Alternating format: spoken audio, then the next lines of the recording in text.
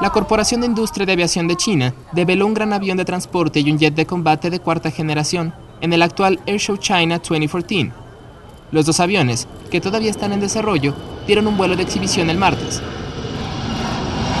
El avión de transporte, llamado Y-20 por muchos fans, es un vehículo de nueva generación, equipado con alta ala, estabilizador en forma de T y 4 motores turbofan.